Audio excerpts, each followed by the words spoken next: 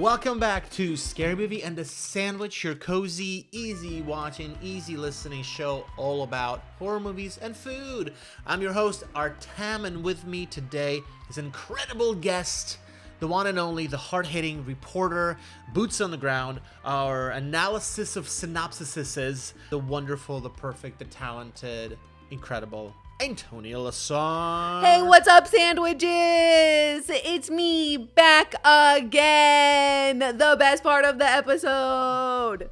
We are so blessed, so grateful to have the best part of every episode with us today, because today is a particularly special episode as well. This is part 2 of the Ask Me Anything, aka the AMA. You wrote in a lot of great questions. We got a lot of compelling answers, I hope, for you. Thank you so much for writing in and for messaging me, for letting me know what you think about the show, and for asking me all these profound, hard-hitting, deep questions about sandwiches, about movies. We're gonna try to get through all of them. For the sake of time, we've condensed a few of the questions, so if you don't hear your question being asked, don't worry. We're gonna do more of these. They're kind of fun. I'm loving it. I'm loving it. I like to yap, if you guys haven't We're gathered. yappers. We're yappers. Wiggy. Jags. We're getting really good at that. We're going real good. Real sandwiches know. Yeah. Wiggy, Deep. wiggy. Yeah. That's for the inner sandwich circle. Yeah. What is like a rap battle? It's a cipher. What's like a sandwich equivalent of that? What's like the circle? A hoagie. Like a hoagie. Yeah, in the inner hoagie. If you're in the inner hoagie. Anyways, for all the inner hoagies, this is your special happy 2026, an AMA episode, part 2 with me and the greatest antonialastar. Let's get into it. Right. Okay, I'm doing the question asking, Artem's doing the question answering, and then I will be doing the comment inputting. I'm starting with some really hard-hitting questions. Yes. From A1 Greg Hellings, who sandwiches may know from the Evil Dead 2 / Howlin' Ray's Hot Spicy Chicken Sando episode. Shout out. Previous guest. Greg Hellings. I love him. Now, he's starting off with some hard-hitting questions. I'm just going to jump right into it. I'm not going to ease us in. I'm starting with probably the most serious question of the whole day. Do you have any tips on how to attain a nice tush? Unbelievable. The people need to know. This is how to get a nice tush. How to get a nice tush. I wish I could just have you stand up and show the tush, because, folks, it's unbelievable. That's not within the constraints of the Ask Me Anything. That's the Ask Me Anything episode. That's a different kind of AMA. Okay, Greg, thank you for your question. Yeah. And of course, within that, I see a wonderful compliment, very flattering of you. Do I have tips? Yeah. A pretty rigorous regiment of squeezes. Squeeze. To demonstrate. Squeeze.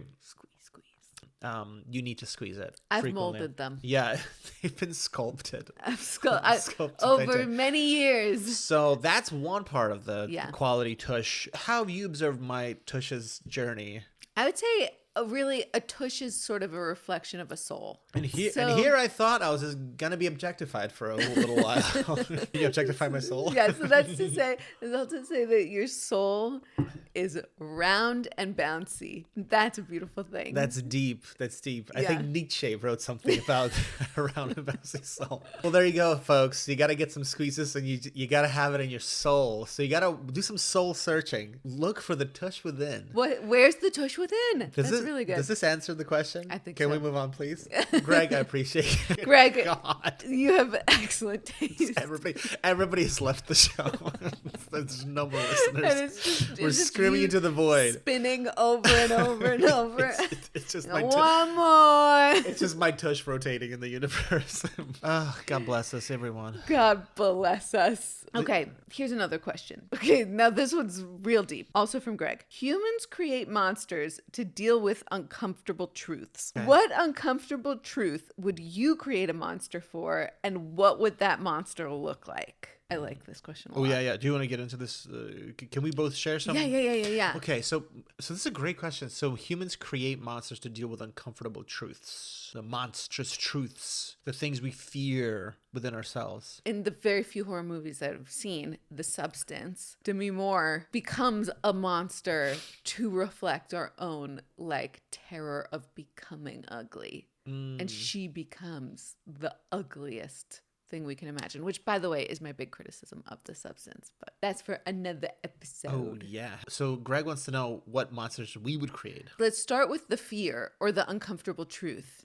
And then go from there. Okay, here's one. This is a horror movie that I've been thinking of for a long time. If I were to write a horror movie, the thing that I'm most afraid of is my own tendency to try and like run away from my problems and be like, they don't exist. Like mostly money things. I'm like, oh, if I just like don't look at it, probably it'll fix itself. You know what I mean? But also like chores or like my body, like just like neglectfulness. Yeah. Or like not doing upkeep, you know, not doing enough chores, not doing enough like health care, that kind of thing. Yeah, that's sort of like the fear of I'm not doing enough maintenance. Yes. Or I'm not taking care of myself correctly. Yes. So I've been thinking about a horror movie in that direction, which is a woman like me who just like falls deep into a depression and like can't do the upkeep. And somehow because she lets like her dishes get out of control and can't, you know, clean her house, a bug problem starts. I love this. That is so severe. I love this. Like, I don't know exactly what the most heightened version of it is. Like, maybe it's just that it's like a room like literally covered in cockroaches. Like it's obviously cockroaches because that's what I'm the most afraid of. Or it's like the cockroaches somehow morph and like meld into like a giant cockroach. Is the horrible thing just that there's so many cockroaches, or that the cockroach itself becomes even more horrible? How do they interact with her? Do they just crawl all over her? Picture them like crawling out of the AC vent, but like just millions just Yeah. pouring out. But then I like the idea that they like covered the couch, but then like the next day you wake up and like they're like the size of our dog. They're the size of mush. And then the day after that, they're like the size of a 10-year-old kid. And they like have personalities and they start talking. Like you have to live with them suddenly. So they're like cute. roommates. Or like suddenly, does she get over her fear of cockroaches and like start getting too close with the cockroaches and becoming like a crazy cockroach lady? Oh, yeah. Or like, do you now have to like actively, aggressively fight these monstrous cockroaches, and the only way to do that is to like actually accomplish these like tasks? Is she so terrified of the cockroaches that she like figures out a way to hermetically seal herself in a little like a tent? She like puts up a camping tent in her apartment, you know, and she's in her tent in the apartment watching the cockroach shadows crawl all over the tent. She can't even leave it to go to the bathroom. So now like the tent is filling up with like her own waste. This is great. This would be really compelling. Right? Yeah. So like the monster is Just a regular cockroach. Is it just a cockroach infestation? Mm-hmm. Or does the cockroach become something even crazier than a cockroach? This is a really freaky. I would This is a freaky never, fear. ever watch this movie. I This is my love worst this. fear. Oh my gosh. Probably my current biggest fear is the thing that's haunted my entire life is like no one likes me, and then that I have no friends, that everybody's been lying to me, and then nobody wants to actually spend time around me. Our fears are cockroaches and hatred. What's the kind of the monster version of that is like there's some kind of phantasmal, like it's almost like Midas's touch, you know, everything turns to gold. It's like everybody I interact with like dies a horrific death, and I start thinking it's like, oh, it's my fault. Yeah, I don't know what the monster is. Okay, here's an idea. What if it's that you've always like had a sense that there's just something like a little bit wrong with you that people can tell, and so they don't want to be around you? You know? Yes. And what if what that is that you are possessed by some sort of like demon monster? Uh-huh. And your whole life, every so often, for just a split second, that demon flickers. You know, in the realm of micro expressions Yes, where it's yes, just yes. like Yeah. just a tiny flicker. Yeah. And it's so quick that people don't register what they're seeing. They don't see you become a demon and then go back, but they just get this feeling of unease. You know? Yeah, this tracks. Yeah. Right? Yeah. And okay, I don't know like exactly where it goes from there, but probably it's like the conflict of the movie is that you're discovering this about yourself. Yeah, and the Or more someone starts seeing it really explicitly. and the more I discover it, the more I feel like I have to isolate. But the more I isolate, the more the demon is actually present. Ooh. And so then, even when people try to get in contact, they start to get visibly scared off, and they become even more isolated. Yes. You know how like they talk about in like when people get abducted in cults, one of the first like techniques to keep people in a cult is like to make them feel isolated and cut off from everybody else. Like, don't trust anyone; they all mean you like harm. Like, Yeah. I think that's what the demon is kind of doing. Is like makes me have to be by myself, and the more I am by myself, the more the demon is like let loose to roam. Yeah. And that actually the way to actually conquer this demon is to confront it and be out and open with everyone and be like, hey, I'm kind of possessed by a demon. possessed Do by you a still demon. like me? This is a really great idea for a movie. Wait, in your fear about the deluge of cockroaches, Yeah. do you think you're living in like a regular 1-bedroom apartment, or is it like you're like in a mansion? No, like it's a 1-bedroom apartment. It's very small. It's specifically our studio in Bay Ridge. Oh my god, that's not even a bedroom apartment. It's a bedroom apartment, but it's nothing else. Yeah. Have you ever had your oven and your bathroom in your bedroom? Hey! You could do it in Brooklyn. You can do it. Wow. Because it was in the studio where there was one week that you were gone, like you were visiting your family or something, and there was a cockroach in the apartment, and I stayed at AC's house for the week. Oh, shout out AC. We love thank you. We love you. You saved Antonia. You're a hero. You're a national treasure. Well, I think we kind of covered that. Greg, nice question. Good question, Greg. Okay, we really went there. Okay, this one's a quickie. Which subgenre of horror do you most connect to and least connect to? He gives a bunch of options, but I feel like you know the subgenres better. Yeah, do you know what? Love folk horror. Anything Yeah. that's like a little witchy, a little fantastical, a little dreamy magic, especially like anything with like a potion or a root or weird powders, Ooh, root. Moss, mushrooms. Love that shit. A forest, Love that. swamps. What are movies that have a root, a moss, a mushroom? The Witch is an excellent folk horror. Vitch. The Vitch, yeah. Midsommar? Midsommar's great. That's a very nice witch one. I There's some good powders in that one. I both read the entire synopsis of Midsommar and you recounted it to me. So I know Midsommar. You're a witchy guy. It's my Ukrainian roots. It's you true. know, I love it. I love the mystical stuff. Yeah. You know, You the really- old world knowledge. You know, eat this bark. You know, drink this moss tea. Like that stuff. Just like, Yeah. I mean, honestly, I don't know anything about it. It just feels cool. Okay, folk horror, anything supernatural really gets me going. I mean, that probably ties into the folk horror, but I love a possession film. I love those like concepts of like, is this person being crazy or are they possessed with a demon? Speaking of demons, you really tapped into something there. Okay, I love supernatural. Also, I think supernatural movies are great because they're probably the most popular genre of just media in general in which people are really excited to talk about religion. Like Yes. theology suddenly becomes like cool and like, ooh, we need to, Yes. it's usually about like, oh, that person's a witch, that person's possessed by a demon. These are the signs of the encroachment of something supernatural. Oh, a ghost is reaching out. But like just all those questions, is there the life after death? Like all of that's great in supernatural film.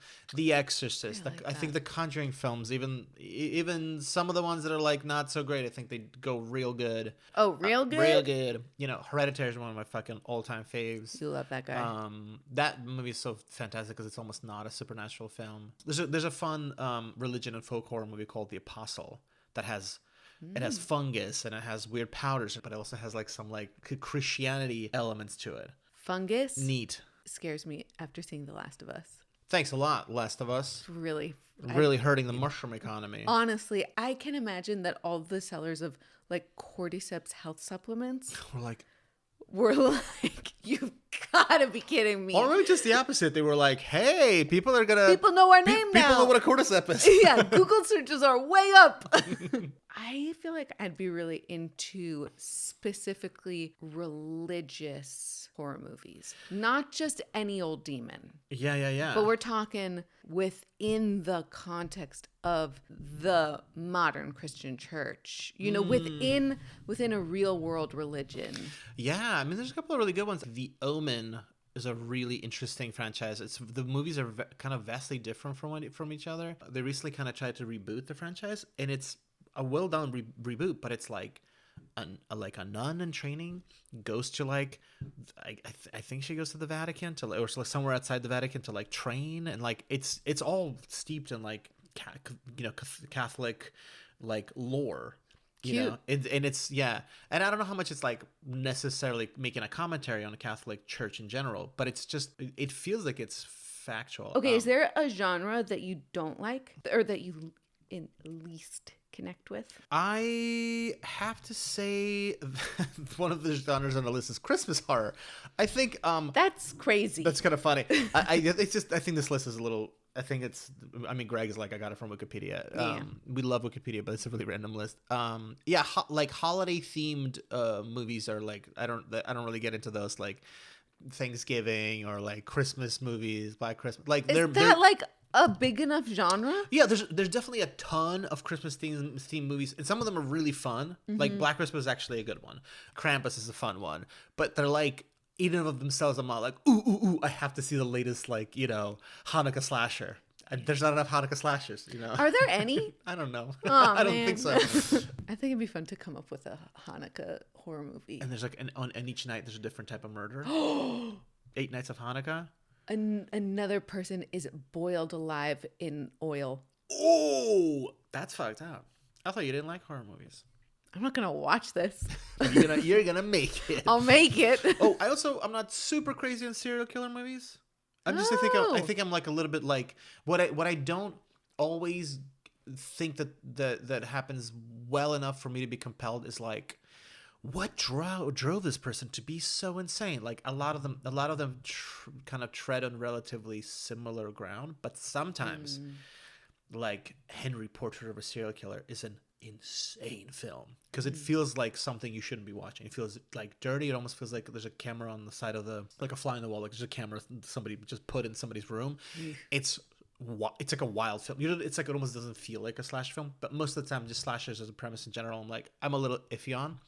I find a lot of found footage films really fun. Oh, really fun. Yeah, like some of them are hard to take seriously because you're like, there's no way you'd still have the camera running. But when they do the camera running thing well and it makes sense, obviously Blair Witch is like such a notable example. It really does something interesting. It's like I love anything that plays around with like the idea of like, is this fiction or is this fact? Yeah. Did it really happen or is this made up? You love that. That's like I just love that concept a lot. And I think it ties into like my love of like supernatural shit and folk horror. It's like, is this real or not? Will this powder do anything or not? What about this root? What about this root? What about this moss? I gotta watch more root films. Amazing, great question, Greg. Thank you for digging deep and asking the hard hitting questions. Everything from favorite subgenres to tips about a tush. Yeah. Wow, Greg, thank you. Hey, you're doing really great with these questions. Yeah, get over it. I won't. Next question. This comes from Nicole Hellings, who is both a gamer and excellent human being. Great human being. Big Nicole, fan. We're huge fans. Big fan. Okay. Big fan. She asks, at what age did you start watching scary movies? Great question, Nicole. That's a good question. Good question, Nicole. Here's the thing. It's as they say, it's the One Ring from Lord of the Rings. It didn't choose, and nobody chose to wear it. It chose them. Mm-hmm. I didn't choose to wear scary movies. I just happened to walk in on someone watching Nightmare on Elm Street when I was probably like 7 or 8, And it immediately infected my brain. Her next question is, has there been a scary movie that made it hard for you to sleep? Yeah, it was then Nightmare on Elm Street. I would have nightmares in which, okay, spoiler alert, Freddy Krueger goes into your dreams. That's why it's a Nightmare on Elm Street. And I would have nightmares with Freddy Krueger. I would be dreaming about something else. I'm riding a bike through a park, eating an ice cream. Suddenly, Freddy Krueger cuts through the screen in my brain. And he's like, ha ha, gotcha. And I would wake up going like, oh no. It would be anything. I'm riding a bike. I'm going down a slide on the playground. Whatever 7-year-olds dream about, I'm petting a puppy. No, Freddy Krueger cuts through the puppy and the screen, and it's just Freddy Krueger. But it would always in my dreams be like he's cutting through like a screen, like material. My dreams would be shredded, and suddenly it's like, it's just Freddy and me, and I would wake up screaming. So they had Nightmare on Elm Street in Ukraine? Yeah, I don't remember who was watching it, and I'm sure it was dubbed in Ukrainian as well. the dubbing in foreign films. So I was born in Ukraine in '85, so I probably saw this a couple of years before we moved here. So maybe like in '93 or something, '94.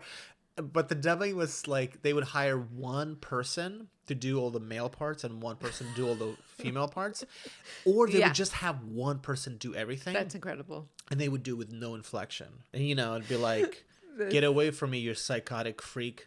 Fuck you, bitch. I'm gonna cut you to death. Oh no, Freddy's gonna get me. Help me, help me. I'm gonna cut your heart out. Ha ha ha. I would kill to have that. I'm forgetting all of Freddy's iconic lines, but it's always like something, bitch. And it was just like, that's my slice of pizza, you bitch. But as a child, I was terrified. I wasn't paying attention to what's being said. And so that scared you so much. But then when was the first time you watched a horror movie on purpose? I got back into scary movies around probably about like 10-ish years ago, maybe like 2015 to 16. I got really into them. Yeah. I was just like really interested in how getting scared works. Yeah. I was writing it was like right around when you like a theater piece did your show. Yeah. And so anyways, I think I have a distinct memory of going to the Menlo Park movie theater in the Menlo Park Mall in Edison, New Jersey, to watch the smash hit from 98 or 99, The Haunting, with like Liam Neeson and Owen Wilson and some other people. And there's a great scene of Owen Wilson getting his head like smashed off by a strange swinging pendulum. I don't know why it scared me, but it's not a good movie, but it scared me, and I saw it on purpose in the movie theater. I was an easily frightened child when I went to see The Matrix, and then and then I told all my friends, and I was like at this point like 12 or 13, and I was like, you guys, you can't see this movie high. Do not do drugs and go see this movie. It will break your brain. It's too powerful. It's really scary. It's really, really potent. It would be really bad for your health to watch it high. Watch it sober. It's too powerful. It's too powerful. It'll break your reality. Favorite thing you've ever said. It's too powerful. It'll ruin you. Yeah, for the record, The Matrix is not a horror movie. I'm just saying that I was a very impressionable child. You were, but you were already like as such a sensitive soul. Mm-hmm. You were already chasing out the idea of being scared on purpose. That's crazy to me. Yeah. I remember in my mid-20s, I saw the movie The Descent for the first time. And that's a movie that I have not stopped thinking about since then. And I had sought out and watched it by myself many a time. But then I've also seen a lot of weird, fucked up movies when I was in my early 20s, like Straw Dogs, which is a really disturbing film. And it's like, is it horror? Is it kind of just like gruesome drama? But like, So I had already been kind of toying around with watching movies that are like upsetting and disturbing. But like straight up horror movie, probably the most palpable memory was watching The Descent, being like, "Whoa, this is deep. This is talking about some stuff. Yeah, but it's also scary and cave cool. people. Cave people. That's right. I remember that one. Did I do the synopsis for that or? The Descent is one of my. That's one from the vault. It's one of my OG solo one. episodes. Yeah, go check it out. That's a fun one. That's how I know about that one. That one's paired it with a bacon, lettuce, and tomato sandwich. Why? Well, they go spelunking in the descent, so Yep. they go cave climbing. So I think the BLT is first of all, a good sandwich to take with you.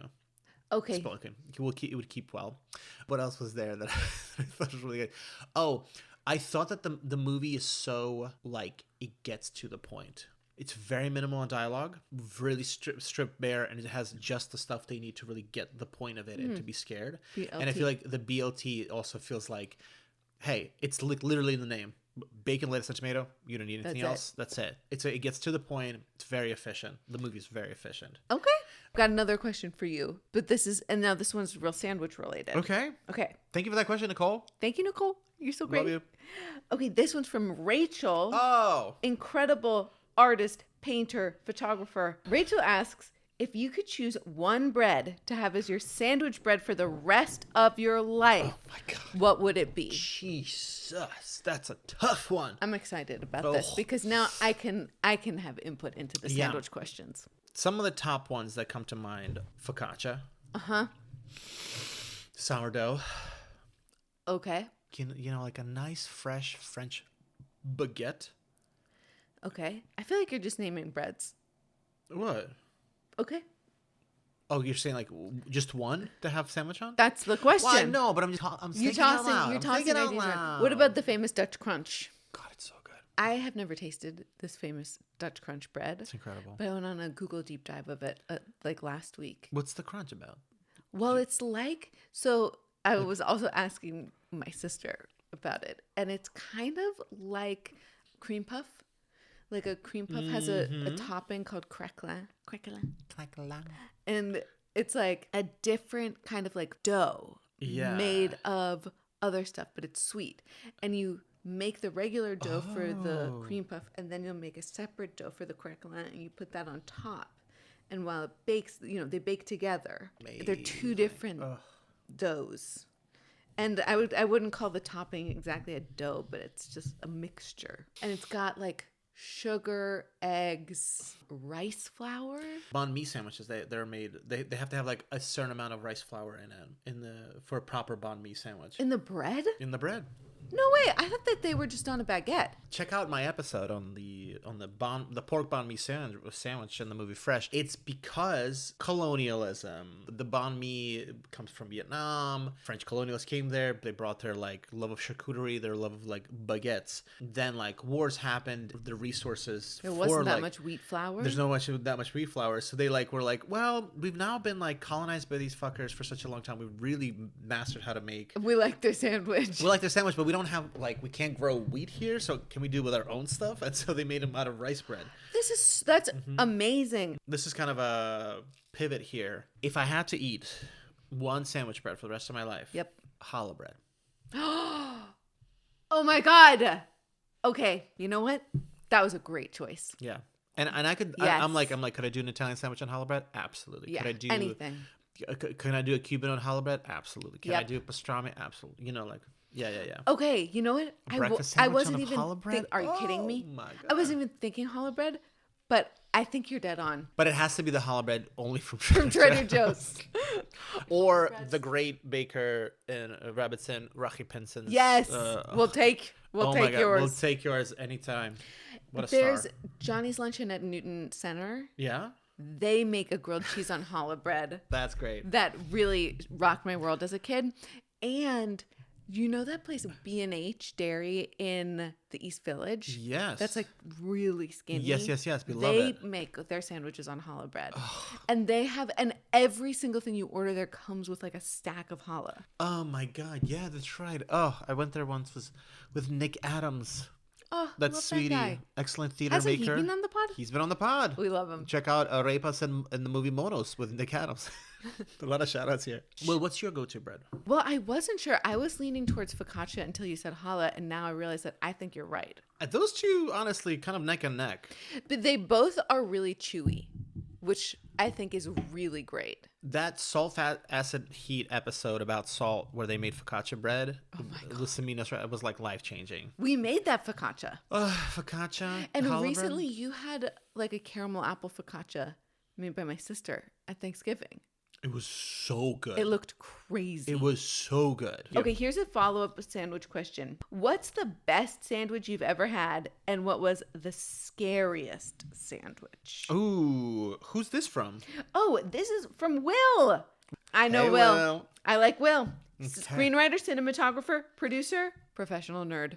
Hell yeah. That's Will, powerful. We appreciate you. Love you. Thank Love you you. for this question. Greg Berman and I recorded an episode for the movie The Fly, and we paired that with Greg Berman changed my life with Langer's Deli Pastrami on Rye. It's a dream sandwich. Like when I think about what pastrami on rye should taste like, my image, like what I picture, the salty notes, the fatty notes, the chewiness, the little bit of sauerkraut, the mayonnaise, the cheese in it. What I picture, that was Langer's pastrami on rye. Like it was just it immediately matched every single expectation. And then by matching it, kind of like exceeded it, because I was like, not only is this exactly what I wanted, but it's all done so fucking good. Pardon me for, I just had Say to it, girl. just had to use my French. Let it out. So- Langer's here in LA. Here in LA. Then if I need to also, of course, shout out Tierney's Tavern in Montclair, New Jersey. The Tierney's Burger has yet to be surpassed by another burger. It is, I don't know what they do. I don't know what kind of magic they have on their grills, but man, it rocks. I'd like to try that. Is it a thick patty or a thin patty? It's a thickie. A Yeah, thickie. It's not a smash or anything like that. They do I've kind never of traditional. had a thick patty burger. Really? Yeah. You'd love it. It's great. Sometimes they'll serve it with caramelized onions if you want. They'll put bacon on it, they'll put cheese. But like the thing is, you could just kind of get it literally plain. You know, don't be crazy and get it like medium. Just get a medium rare, like a normal human being. Come on, Come people. on. It like feels nourishing. It feels like cozy. Like you're immediately like, that's it. Like you almost realize like, oh, I didn't realize what I was missing. And then you're like, do you know what I mean? Yeah. When a food meets you where you're Yeah. at, and then reminds you, being like, hey, you should take care of yourself.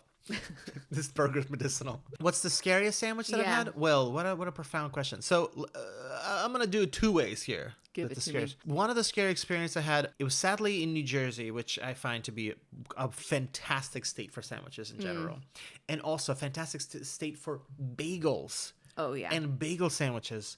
And I love breakfast bagel sandwiches. Bacon, egg, and cheese.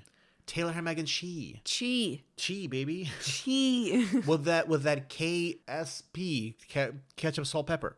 KSP. There was some deli that I went to. It was just right off the 278. I go to this deli. I get bacon, egg, and cheese. I'm so excited by it. What I'm greeted by is like a bread that's a little stale. And then somehow the cheese and the eggs managed to be both wet and sour tasting. Oh, no. And it was so weird. Oh, And it wasn't like the no. eggs looked off, and it wasn't like the cheese looked Sour. sour. Sour and when wet. it's not supposed to be sour. Uh-oh. And then like lastly, like I asked for Taylor ham, which is, you have to get Taylor ham if Come you're on. in New Jersey. And they like under fried it. The reason it was scary was because I love breakfast sandwiches so much, and like I look forward to them. So it's like if you have a breakfast sandwich in the morning and you get a good one, it like kind of improves your entire day. Yeah. It like ruined the rest of my day. Absolutely. Like I was so disappointed. Then it was like phases of grief. I was disappointed. Then I was angry. Then I was incensed. It's like I'm gonna go back to get my money. I'm like, well, I already ate this. I'm not gonna Wait. get a refund. Did you eat the whole thing? Of course. Oh, no. Of course they did. Wow. You know Good for why? you. Why? With Even every- though it was sour? Because with every bite, I was expecting it to improve. The other scary sandwich that I can think of is not specific, but I've had some really messy like sausage and pepper sandwiches with like a lot of sauce on them, and it's just they're scary because like I think I've eaten some in a car before, and it's like, oh no, this was a bad proposition. It's like the sauce is coming out the bottom, the bread is splitting at the seams, chunks of sausage are falling around. And you're like, it's just a nightmare. It's basically a handheld stew at that point. Yeah. On that note, I want to go back to the breakfast sandwich on a Yeah. bagel, which I find to be actually extremely controversial. Really? Yeah, because you bite on one side and it all shoots out the other side. Mm. And that is very problematic. Yeah, because a lot of bagels are hard. They're hard. They don't flex in the way you need them. You need bread to flex to keep filling in. This is not to hate on bagels, Right, and but there's just no to seam, say right. that there are certain fillings that are, I think, inappropriate for a bagel. And I personally far prefer a bacon, egg, and cheese on a roll than on a bagel. Well, what about like lox and cream cheese? Do you do that on a bagel? Yes. I mean, cream cheese isn't going to go anywhere. The lox will often behave like cream cheese. It'll stick to itself and to the cream cheese. So it'll stay. But then If again, there's anything else on I it, will it say, ends up getting... if there's lox, I open it. I eat it open-faced. I just find that when I do both halves with lox, the bread overshadows the lox. That's a really good point. I actually completely agree with that. I 100% agree. Yeah. And it's funny because I take it for granted being like, well, you know, it's a lot of bread here and I love lox. But it's like, you know what? If you took one half off, the lox would shine so much more.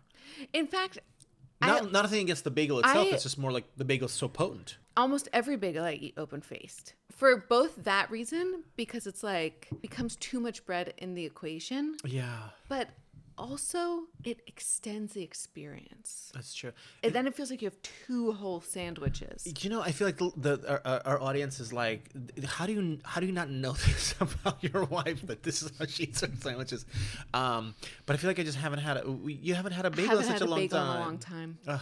I know. Stupid GI issues. Remember when we went to Bagel Boy? Oh, Bagel Boy. Bagel Boy is like a fantastic bagel spot in Bay Ridge, Brooklyn. Honestly, baby. Maybe my favorite bagel in New York City. We used to have a drawing by a local artist that was just the corner of the so street beautiful. where Bagel Boy's on. It's And then it got lost in our move because it was in the TV box that got we had a very traumatic move from New York to LA where we are now. Where only one item was lost, and it was the TV in a big TV box, but there was also a bunch of art in that TV box as well. Yeah. And for some reason that didn't make it to us. Oh, that Bagel Boy picture was so iconic. I know. Okay, last question. Thank you for that question, Will. You really got us into a bit of a reverie here. I know. Fun. Yeah. Okay, here's the final question. Yes. By the way, this has been a real pleasure. Oh, it's been a real pleasure as well. Doing business? A little pleasure doing business Pleasure with doing you. business. Yeah. Wiggy, wiggy, wiggy, wiggy. Jags. We're doing that a lot in public. Yes. I'm like getting a little embarrassed. Are people gonna steal our Oh, thing? shit, they're gonna Get steal out our of here. thing. That's our thing. Final question for you. Okay.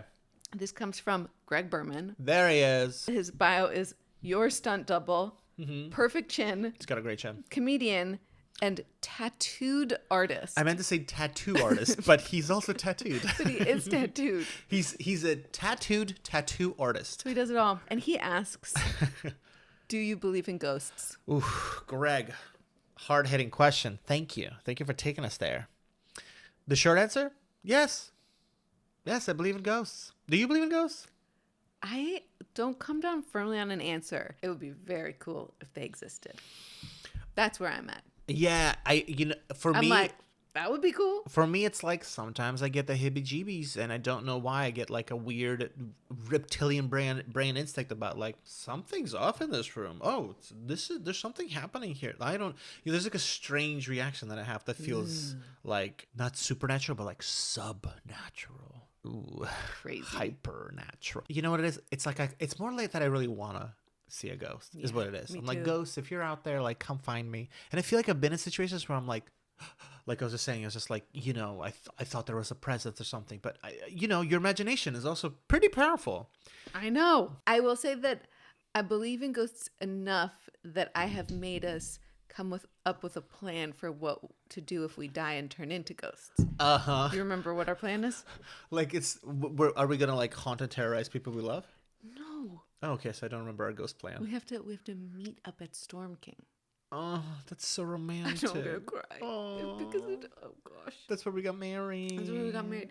I don't want to be a ghost without you if you're also being a ghost. I don't want to be a ghost without you. That's what I'm saying. Oh my gosh. Okay. Well, that means we have to die at exactly the same time. Okay. Wiggy, wiggy, Wiggy, wiggy. wiggy, wiggy, wiggy. Jax, I love you so much. Ugh. I love you. I love you. Great episode. Great episode. Great podcast, you guys. Hey, excellent podcast. Hey, Good work. audience, great questions, everybody. Thank you so much for checking us out, for sending in your thoughts, your big, hard-hitting questions.